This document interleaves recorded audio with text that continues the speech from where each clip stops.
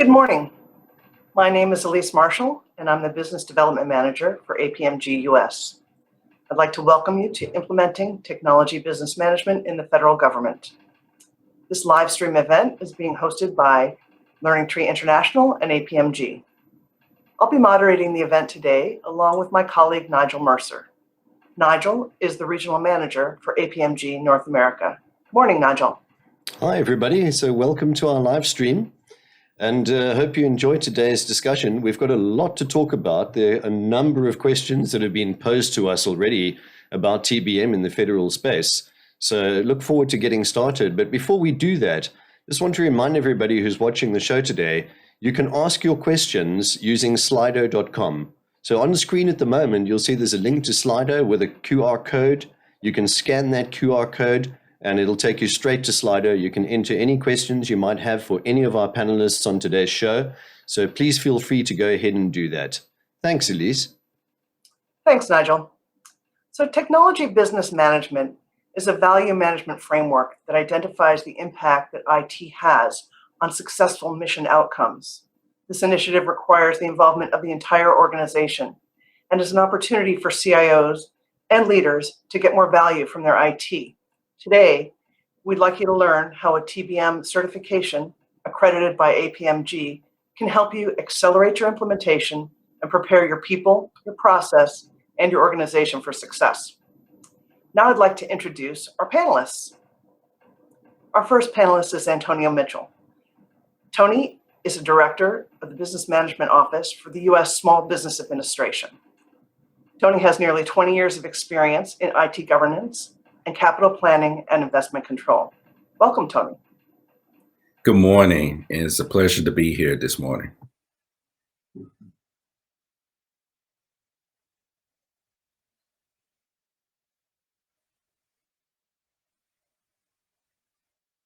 CEO of Mason Harriman Group. Mason Harriman Group is a management and IT consulting firm with decades of experience delivering innovative solutions, aligning business objectives with IT strategy. Mason Harriman specifically recruits and hires former CIOs and CFOs as management consultants to take advantage of this experience. As an early adopter of the TBM framework and taxonomy, Mason Harriman Group has demonstrated leadership in the industry, unlocking benefits across multiple agencies with cost modeling, implementation, and support for TBM solutions. Welcome, Teddy. Good morning. Thank you for having me. I look forward to the discussion today. And our third panelist is Tom Boyce. Tom is with Learning Tree International and is a course author and instructor for implementing TBM in the federal government. Tom also has extensive government experience as the former CIO for the Department of Health and Human Services and the Deputy CIO for the Nuclear Regulatory Commission. So welcome, everyone, and look forward to the conversation. That's right. Thanks, Elise. I appreciate the introduction.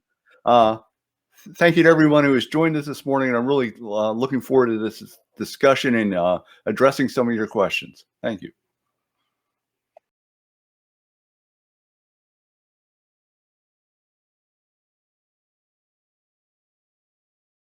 Why technology business management model and who owns the TBM taxonomy? So Ted, how about we toss this one to you to start out? Thank you.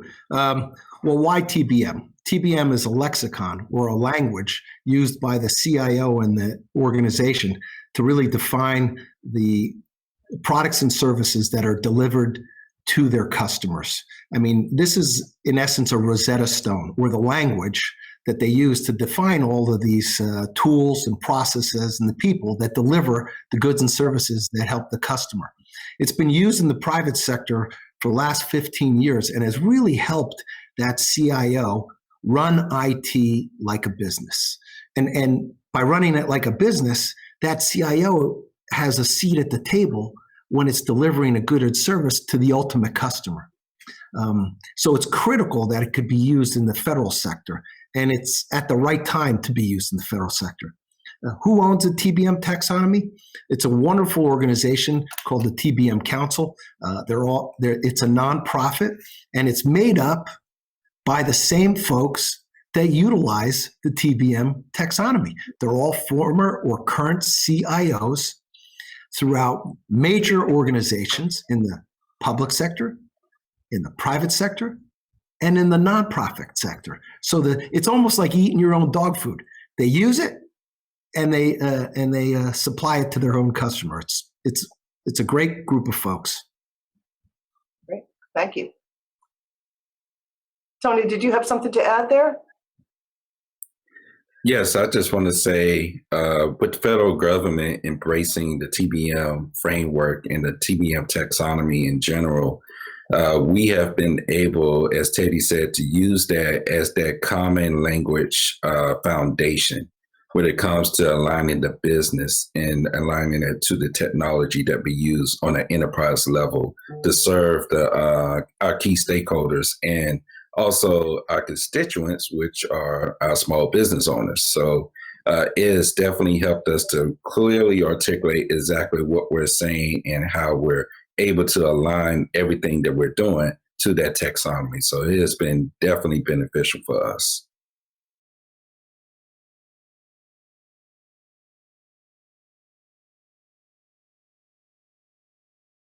So who within my organization do I need to engage with in order to implement TBM? Well, speaking from our experience, the most mission critical partnership that we have right now is with the Chief Financial Officer.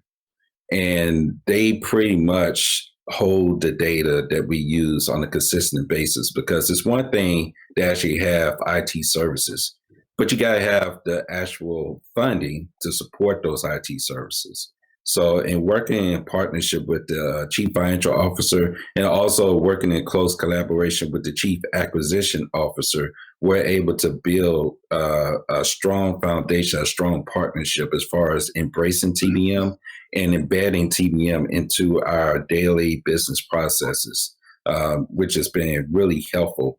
And one key partnership that we're establishing right now that's growing by the day is with our Chief Human Resource Officer.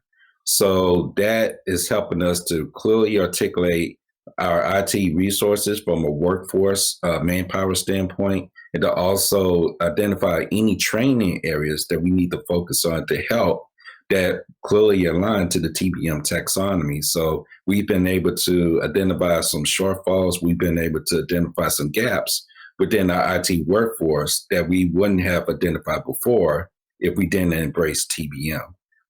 And then lastly, one of the really, really key stakeholders that you need to engage with are the subject matter experts.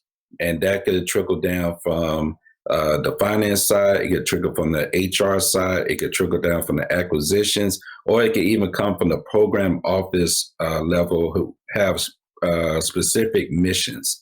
For instance, SBA, we process loans for small businesses.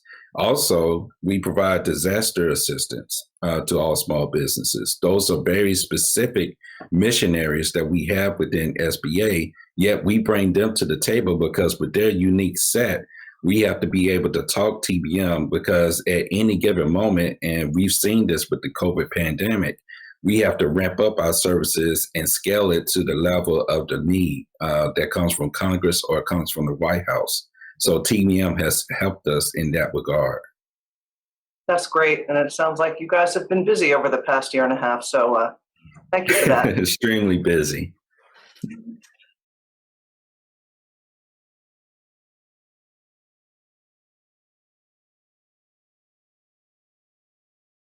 Why is technology business management education so essential? Yeah, thanks, Elise. Well, with any new initiative such as TBM, there's a lot of moving parts. I mean, you've got to learn the lexicon, the terms, the technology, the definitions. I mean, that's just the beginning. You have to learn all the touch points that Tony just described, all the parts of the organization that are going to potentially be involved. You have to worry about, how am I going to integrate this new initiative with my existing processes, my IT management, my daily operations. Tony mentioned the CFO, so there's the finance aspect to it. In short, education allows you to avoid those startup issues and challenges you might not anticipate otherwise. It allows you to practice some hands-on exercises so you know where to start and you can get the most out of your TBM journey in the shortest amount of time. It's great. And it's not just about gaining the education, but it's about actually implementing it and putting it to practice. Yeah, well said.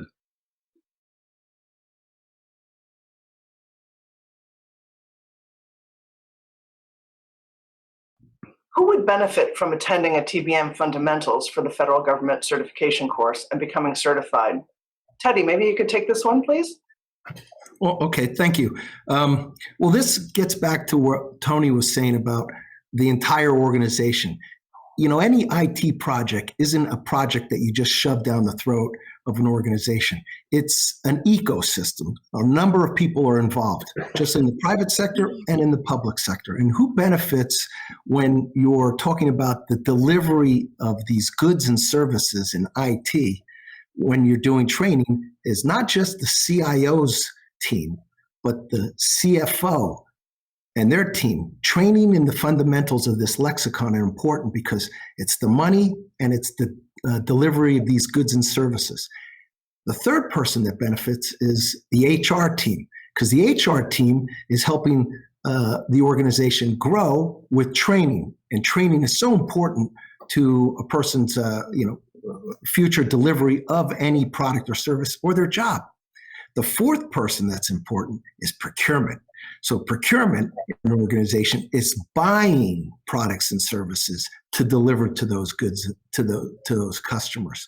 So there are really four people that, from a core perspective, are essential to get trained in the TBM fundamentals: the CIO, the CFO community, the CHICO or the HR, and the procurement folks.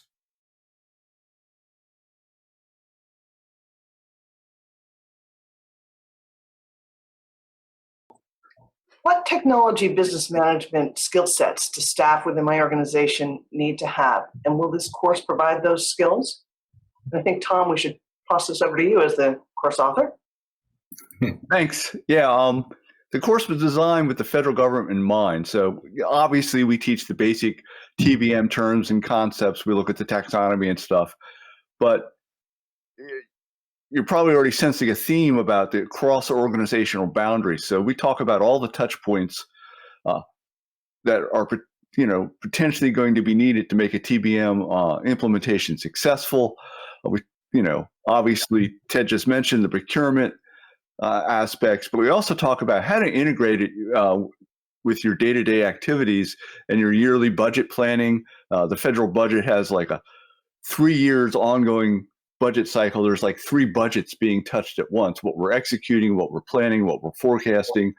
And tied in with that is capital planning and investment control, which TBM obviously supports, and is actually one of the tenets of TBM, which is getting better at planning and governing your mission IT.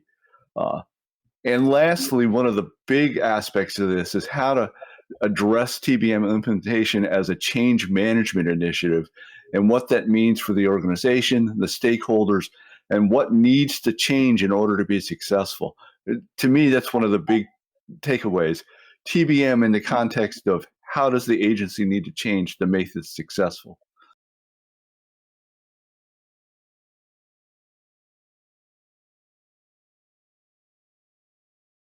How can this technology business management certification help accelerate implementation? Teddy, I'm going to toss this one to you, please. Okay, thank you. So I kind of align this to the athlete. An athlete trains and trains and trains and practices to get it right. And then they train and train so they can't get it wrong. At the core, training helps you not be able to wing it, right? And so if I'm in the CIO, you have to put yourself in the position of what's in it for me. If I'm in the CIO organization and I'm going to deliver goods and services to my customer, I want to get trained and understand how to do that the best way possible.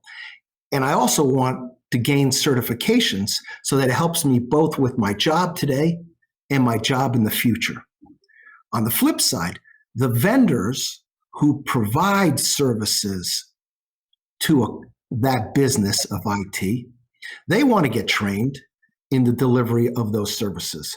So just like you get trained for Java, just like to deliver a software, or you're getting trained in networking or in infrastructure, you want to get trained in the business of IT, the lexicon and the language of how cost transparency of a good and service is delivered to that customer. So the vendor community wants to get trained in TBM. So it's a life cycle. It's an entire ecosystem of folks involved in this factory delivering goods and services to a customer. And at that core is training. And at the core of TBM is TBM training. Thanks, Teddy.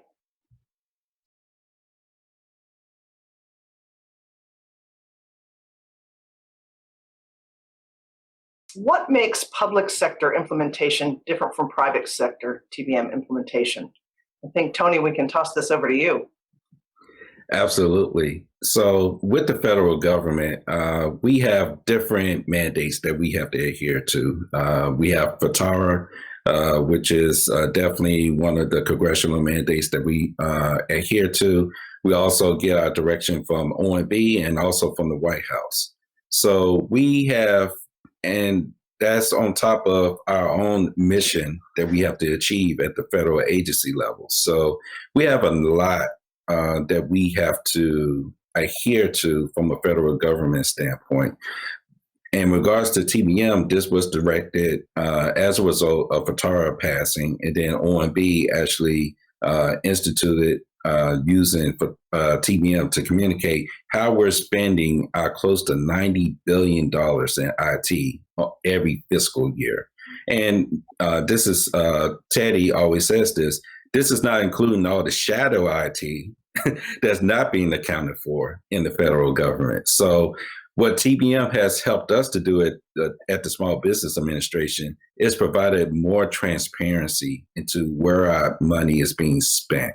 And it has shed light on some of those shadow IT projects and some of those other systems that are not being accounted for, but we're including it into our IT portfolio now. So, but the biggest thing that makes us different from the private sector is we're not in the business of profit gains or losses. Our main objective is to make sure that the public, which is small business owners, are really getting the resources that they need to be successful and to sustain that success.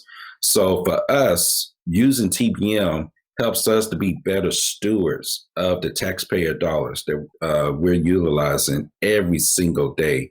And we're turning those into viable and valuable services that they could utilize that make their lives better. Thank you. And as a taxpayer, I really appreciate the accountability here.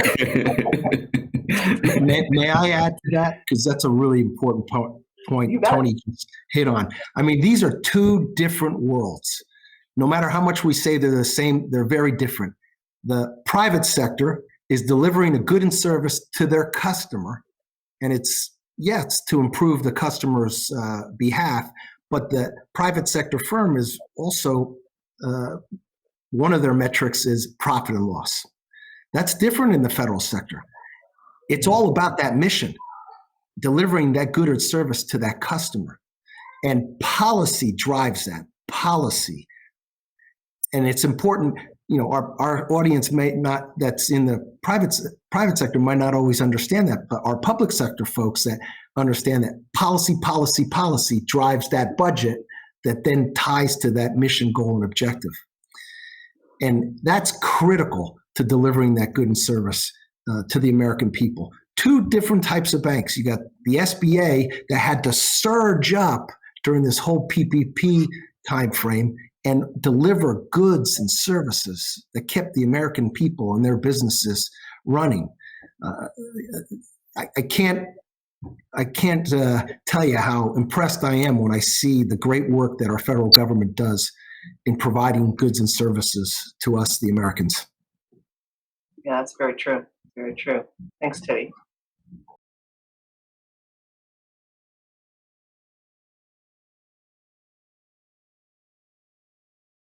What are the main topics covered in the TBM certification course? So thanks. Yeah. So Tony did a great job setting this up for me, talking about FITARA and OMB, and Ted mentioned policy and stuff. So nothing happens in a vacuum, right? You can't take on a new initiative like TBM and just treat it as a separate project or program. It's not going to work. You have to integrate it. So the course starts with the legislative background. Clear and Cohen, which was passed in 1996, was an act to potentially address how well IT is managed in the federal government. It was one of the first legislations to attempt to do that. So the course lays the background. What's the legislative history? How did we get here? What does it mean that OMB is requiring this? What are the actual requirements in reporting? So we go over all that background before we get into the nuts and bolts of what is TBM. So it covers, the TBM taxonomy, how it has a flavor of activity-based costing within it, and it goes beyond that. We do some hands-on training, which I think is essential so you can make some of the mistakes in the course rather than get back to your agency and fumble around of how do we start this? What does it look like? Do we start with the general ledger? Do we start with invoicing? We talk about roles and responsibilities, and one of the main benefits to each of those roles and responsibilities of actually doing a TBM implementation. We talk about where it touches program and project management, because I'm a firm believer, and I leveraged my 26 years in the federal government of how are we going to make this real for the program managers and the project managers that are running IT today, but are going to need to implement TBM to make this successful. And then we end the course with an exercise where you can actually begin to build a roadmap for your agency and take back those practical skills. So I think it's fairly comprehensive, and it's a great foundational introduction to what do I need to get started.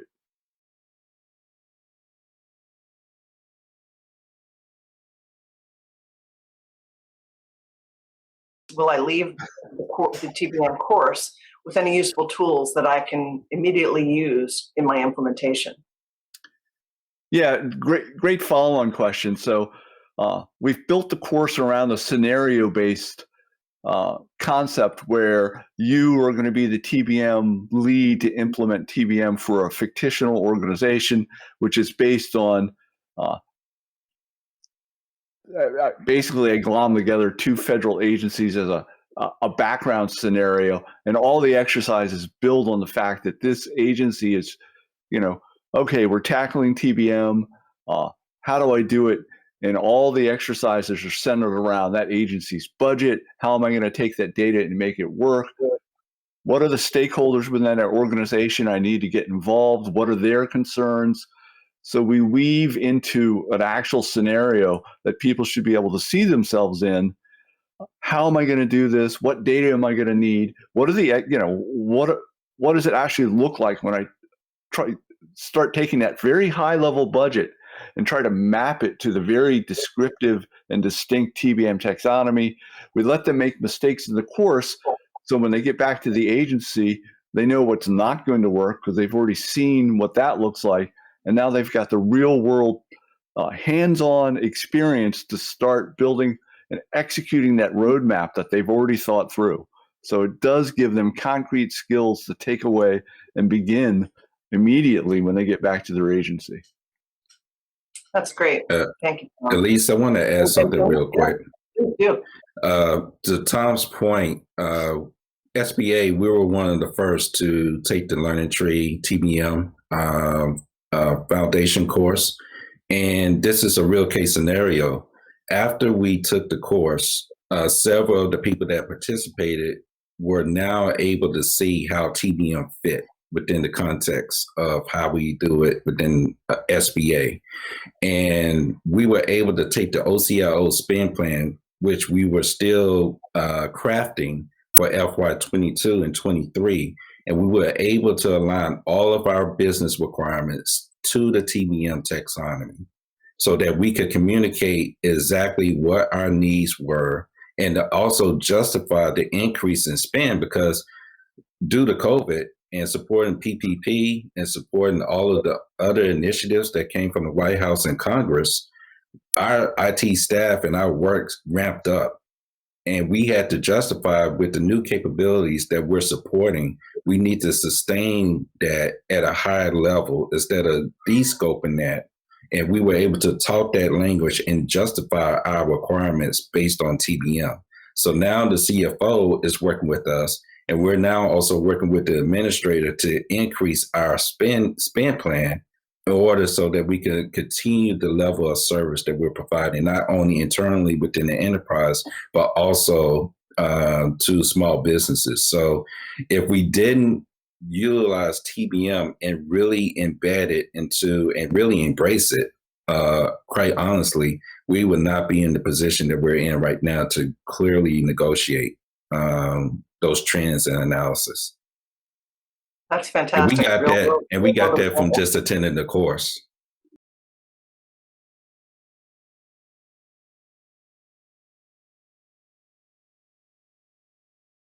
Does the class consider other federal requirements such as FITARA and OMB reporting that are related to TBM? And I know you talked on this a little bit, so can you expand on that a little bit? Yes, absolutely. So within the FITARA, we have the FITARA scorecard. And one of the things that we're doing in regards to this is utilizing TBM to account for all of our IT acquisition spend. We have been able to use TBM to align our IT contracts to pertinent IT services that are within the TBM taxonomy. So we know exactly what service has what kind of acquisition vehicle is associated with that, which falls in alignment with FITARA reporting, which helps in our scorecard overall. In regards to OMB reporting, as you know, we have the IT capital planning process that we follow. Tom brought that aspect up with Klinger Cohen. We do our OMB annual submissions every September, and the president's budget submission that is done every January. So with that, we have to break out our IT costs based on the TBM taxonomy, which means the cost pools and the IT towers. So we were able to utilize that in this training that was provided by Learning Tree to actually clearly articulate why exactly we're doing this. It's not a pencil whip exercise. It's something that we're fully embracing, and this class helped to reiterate the benefits and the value of utilizing TBM. That's great. And Tom, over to you. Yeah, thanks, Tony. I wanted to follow up. I taught the class last week to obviously a different audience, not SBA people, and one of the deputy CIOs in the class mentioned that Congress is certainly discussing adding TBM compliance to the FITARA scorecard. Now, you never know what Congress is actually going to do, but it's at least under discussion. So it just emphasizes the point that agencies really are going to need to pay attention to this, because if there's another reporting requirement that's part of FITARA, they're going to need to get on the bandwagon quickly.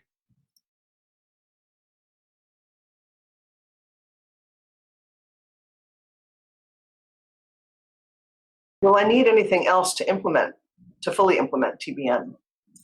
Yes, you need a very planned out, detailed change management strategy. And why do I say a change management strategy? TBM is more than just a framework. It is a change in culture. It's a change in the way you do business. It's a change in the way you have conversations with other senior leaders and other subject matter experts.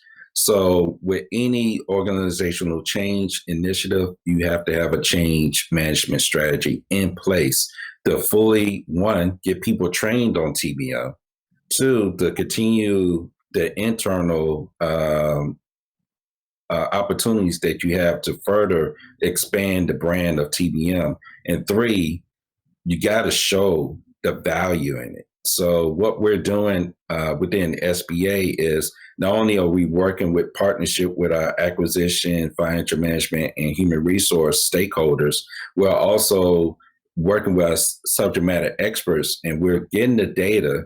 And instead of us just getting the data and just using it for our own purposes, we're refurbishing that and creating visible deliverables, which they can see that their data is being valuable and is being added. So we're actually getting more data now that we have in the past, and it's being more willingly shared with us. So that's all due to the change management strategy that we have. So you have to continuously talk TBM, and you have to essentially set up a center of excellence in regards to TBM, and invite everyone to it, because everyone is a part of this. Because when you look at the acronym, technology, business, management, not only do you have to have the technical people involved, but you also got to have the business people involved. And that way, when you bring those two groups together, you're able to manage everything under your purview.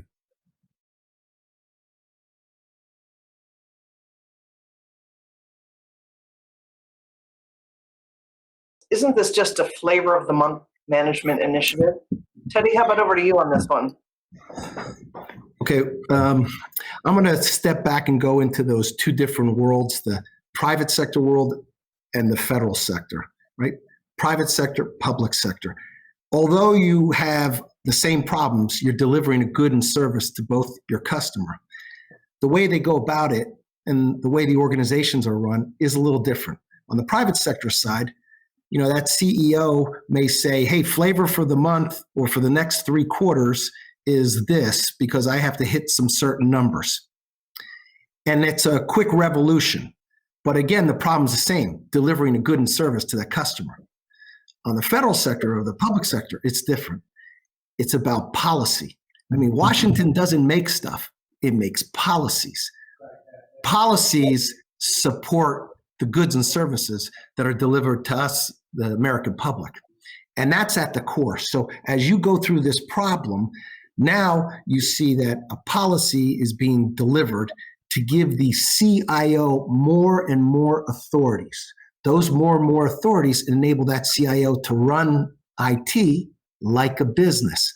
Again, not a revolution, an evolution, constantly giving that CIO more authority and a seat at the table to deliver the goods and services to the American people. We've seen over the last 20 years how big IT has become in the private sector to help organizations.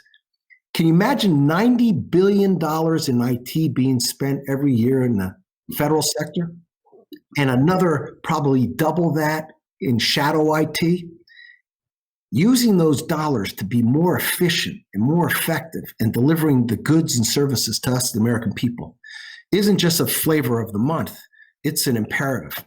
And I see this TBM as it's here to stay. And now let's get ready to use it, embrace it, and ensure that the dollars that are in the stewards' hands of our federal executives are best used for those American people. Yeah, thank you, Teddy.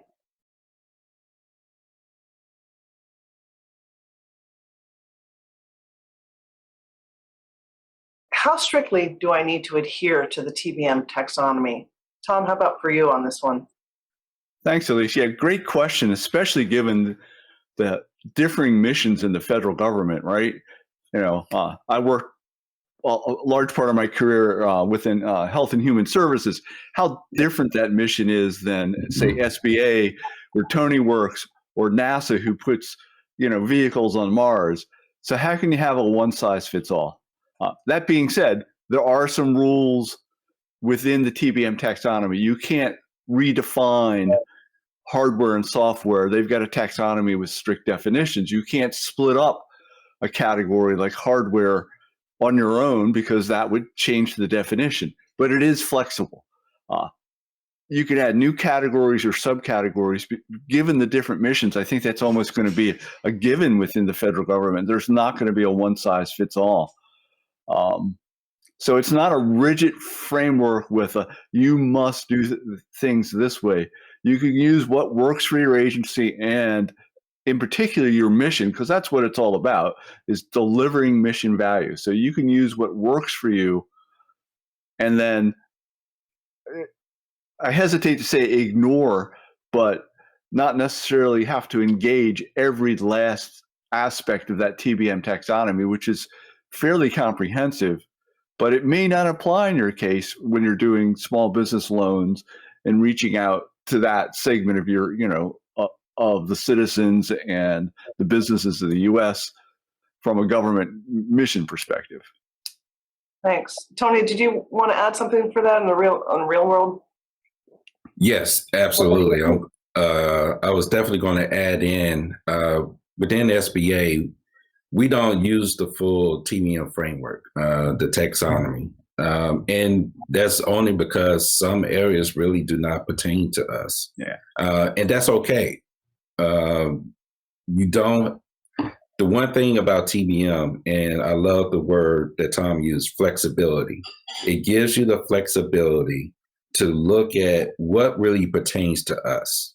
Okay, and let's knock that out. We already know hardware, that's clear definition. Software, that's a clear definition. Internal and external labor, we know that's a clear definition.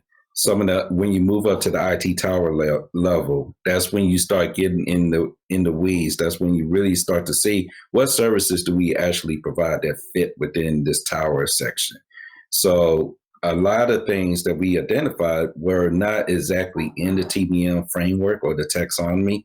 However, to Tom's point, we kind of created these separate categories that kind of say, hey, for us, we have this specific bucket, and we've come up with some subcategories that support that. So I would say to fully embrace it is not to be so rigid that you just have to follow the framework. Follow the framework because it's a good foundation. It'll help you to communicate across the board exactly what you're talking about. But also have that flexibility to say, because of our unique mission and because of the services we provide from an agency standpoint, we're going to have some categories that's going to be outside of the scope of the TBM taxonomy.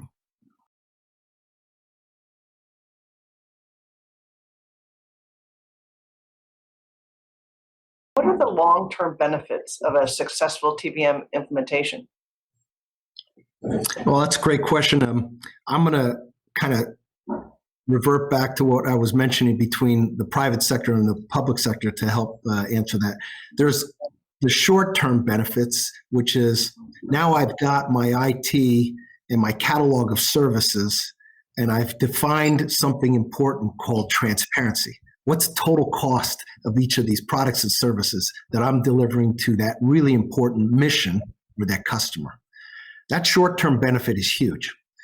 The next benefit is understanding the cost across an entire organization. And it might sound a little hard to believe, but in any IT organization, in any federal organization, there's a lot of IT. Some of it is under the CIO, and some of it is scattered throughout the entire organization in programs, and all doing good stuff, delivering goods and services to the customer, but it's everywhere.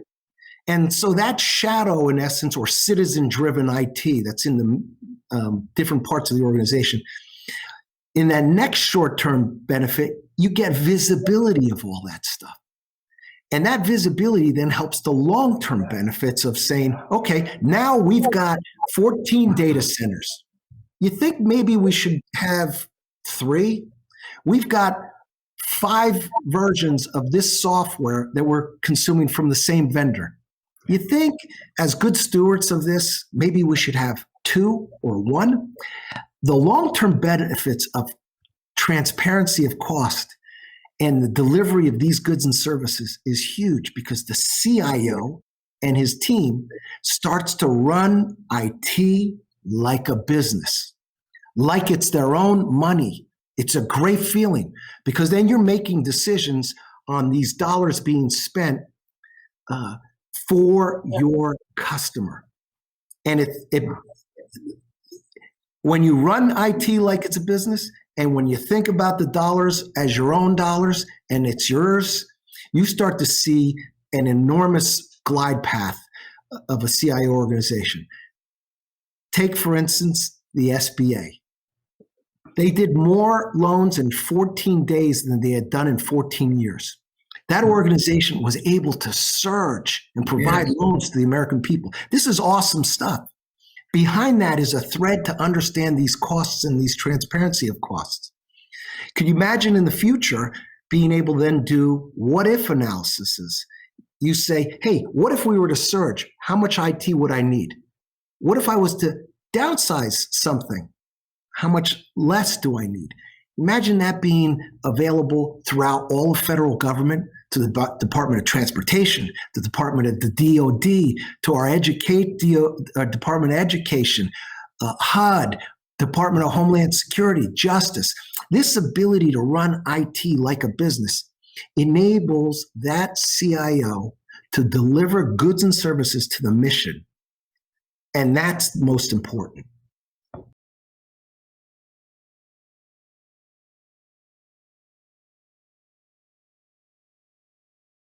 What are some lessons learned from the TBM implementation? I think, you've been through this in the real world scenario. So what are some lessons learned?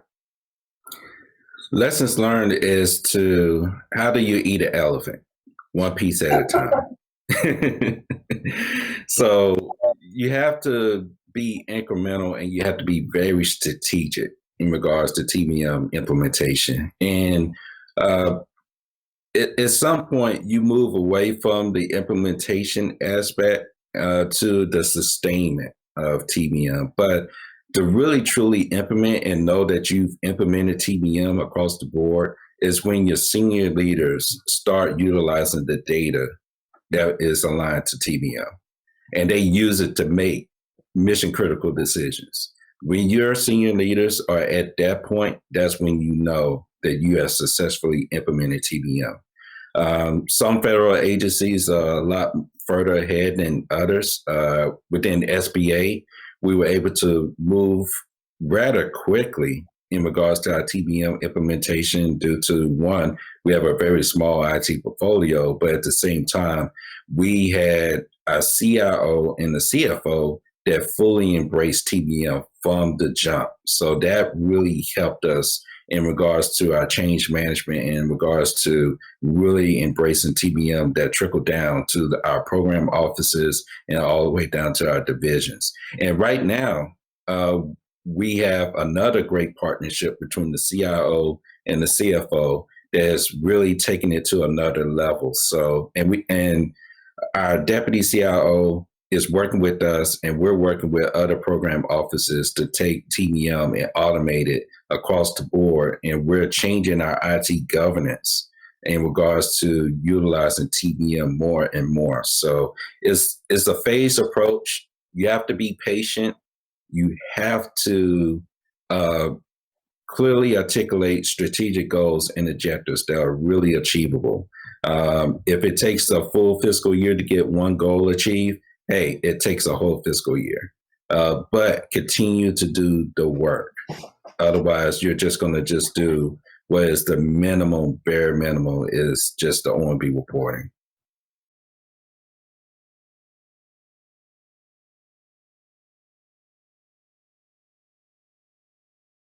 How long will it take the average organization to implement TBM? I love the average organization part of this. There's no such thing. Yeah, after nearly 40 years supporting federal government IT management, both within and without as a contractor, I don't think there is an average organization. We already used the example of SBA compared to Health and Human Services compared to NASA, right? So Tony just made a great point. It takes what it takes, right? I would say, and it's going to depend on the size of the organization, the will of the organization, the resources, 6 to 12 months to show some early wins and benefits. OMB and GSA sponsor a federal technology investment management working group, and there was a major government agency who I won't mention, but they did a presentation a few meetings ago where they had a 3-year roadmap, and year one is just sort of getting all their ducks in a row. So they had a 3-year roadmap from when they're kicking off to where they think they may be done, at least fully utilizing most of TBM. So, your mileage may vary is the best I can say, right? Sounds good. Yeah, makes perfect sense. Makes perfect sense.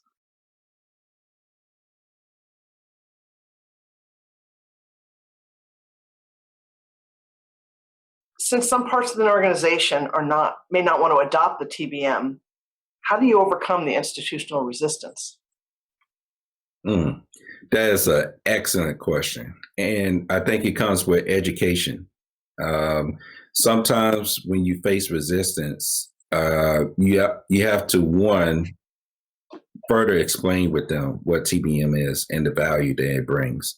One of the things that I did when I first came to SBA was work with the TBM Council to set up TBM training for not only just the OCIO, but for other stakeholders within the enterprise. And that was greatly received. And that helped to break down some of the barriers in regards to TBM, who thought this was just a flavor of the month. I saw that in one of the other questions, a flavor of the month initiative that's going to go away. No, TBM is not going away. It is here to stay. It is going to be the way that we really, truly articulate our IT spend across the federal government moving forward. So with that, we have done several initiatives, internal training that we provide within my division, and also working with Learning Tree and working with other private sector constituents that have really helped us to communicate how we could better spread the wealth and spread the value of TBM. So you have to constantly communicate it, one.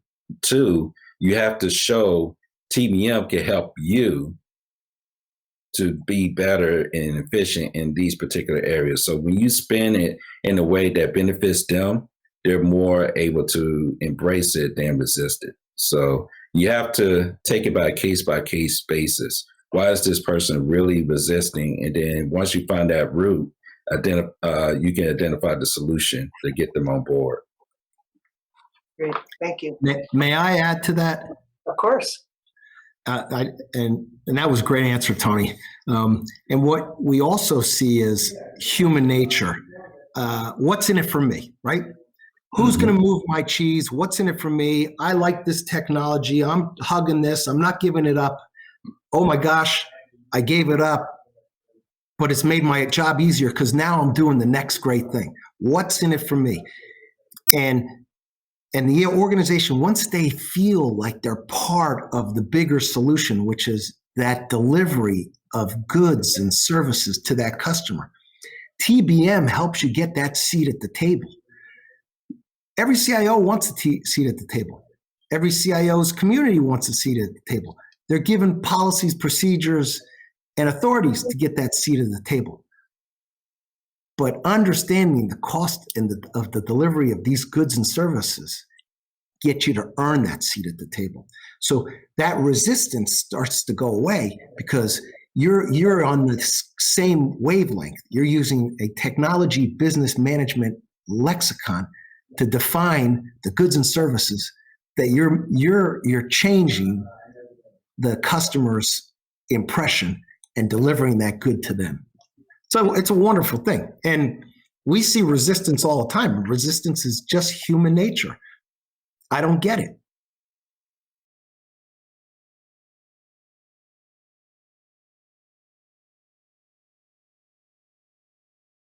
Isn't this just another CIO initiative that has no benefit to the rest of the organization? I think, Ted, we're going to give this one to you as well. Uh-oh.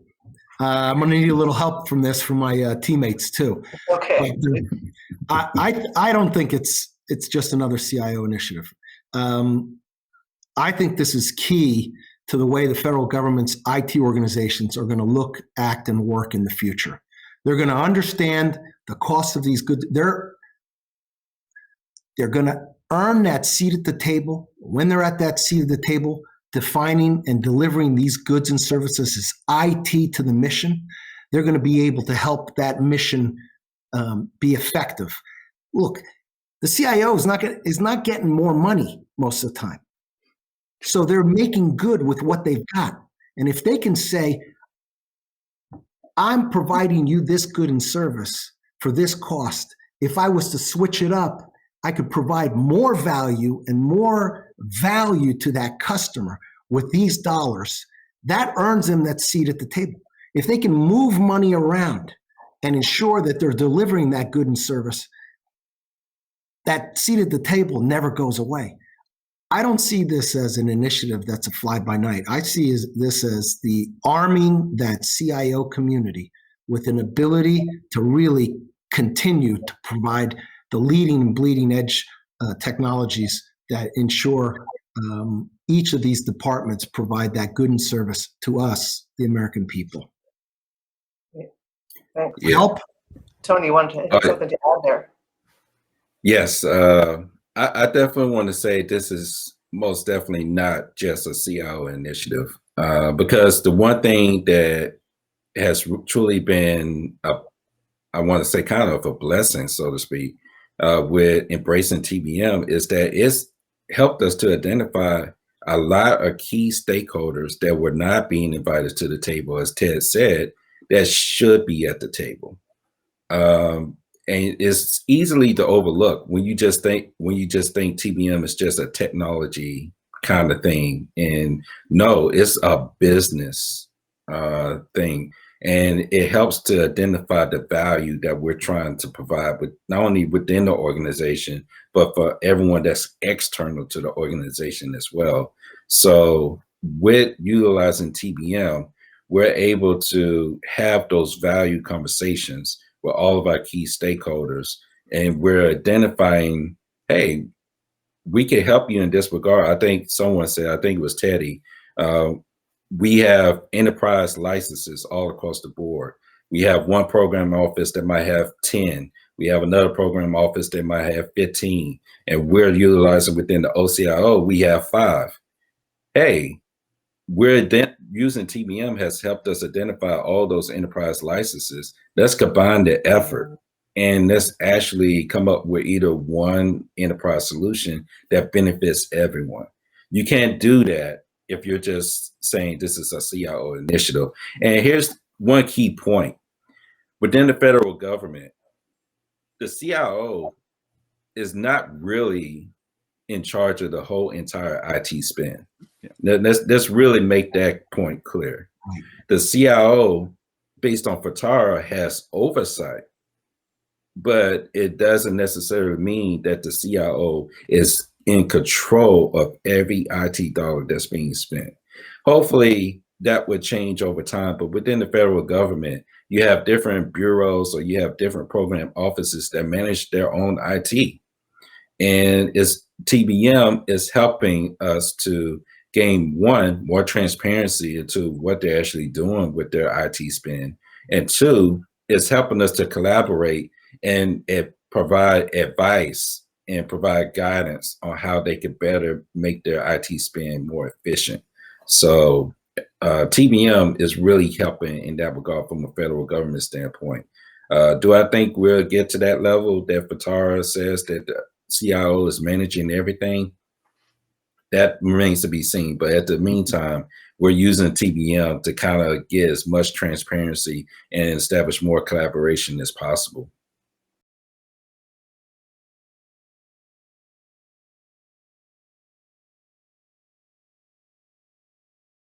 Somebody wants to know the difference between this TBM certification and the one from the TBM Council, and hopefully we can answer this succinctly. If not, if we have other questions coming in, just so you know, we will get Learning Tree to answer these questions going forward. But this one was, I thought, was certainly relevant.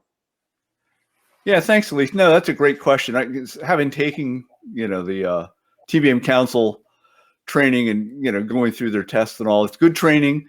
It teaches you the nuts and bolts of the TBM taxonomy.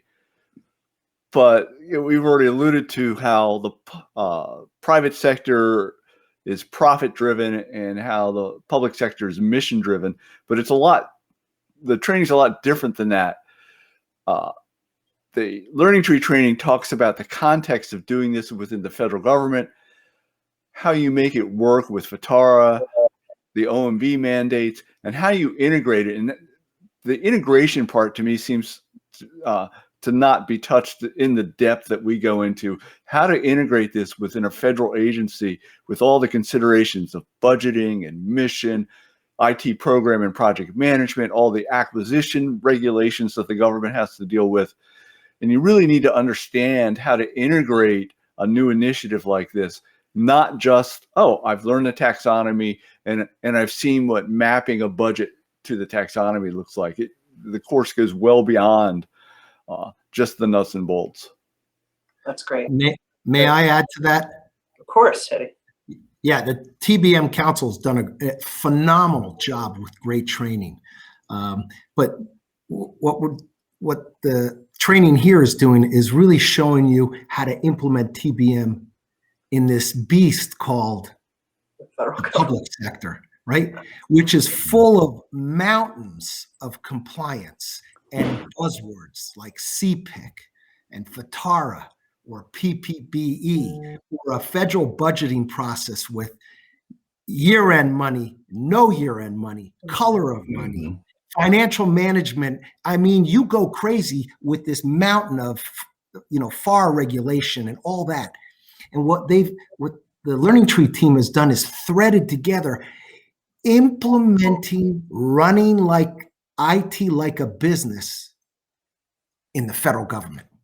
And that's the secret sauce, because you got to understand this battlefield called the federal government and all of the compliance that's in there threaded together in this Gregorian knot.